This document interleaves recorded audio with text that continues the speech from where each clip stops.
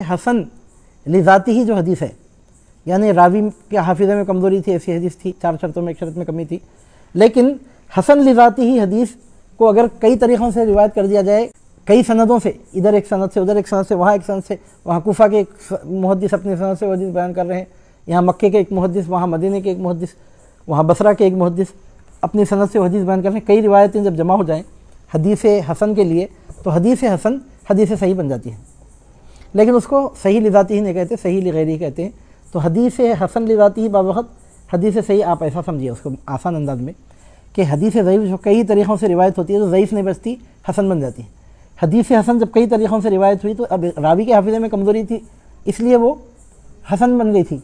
اب جب کئی راویوں کے اس طرح جمع ہو، کئی راویوں کے روایت کردہ حدیث مبارکہ مضامین جب بیان جمع ہو جائیں تو کمزوری دور ہو جاتی ہے،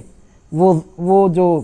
کمزوری پیدا ہوئی تھی کمزوری اٹھ جاتی ہے، تو حسن حدیث کیا بن جاتی ہے؟ صحیح حدیث بن جاتی ہے۔ امام ترمذی کی ایک عادت ہے، ان کی خاص عادت ہے محدثین میں، سیاہ ستہ میں اور کسی محدث کی عادت نہیں ہے، تو حدیث ان کی تحقیق میں سند کے اعتبار سے حدیث کا درجہ کیا ہے وہ بتا دیتے ہیں۔ تو کئی جگہ اس میں لکھا ہوا ہوتا ہے،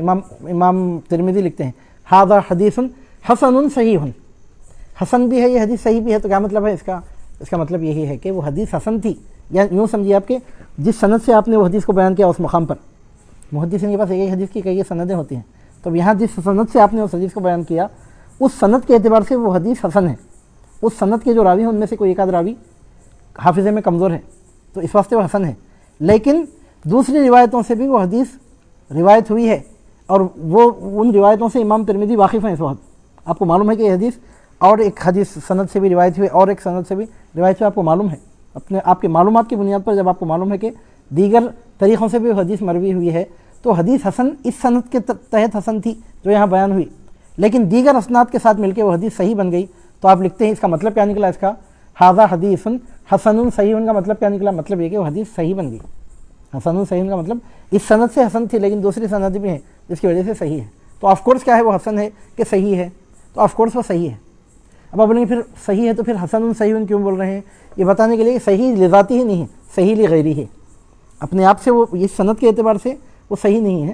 دوسرے سندوں سے ملنے کی وجہ سے حدیث حسن صحیح بن گئی۔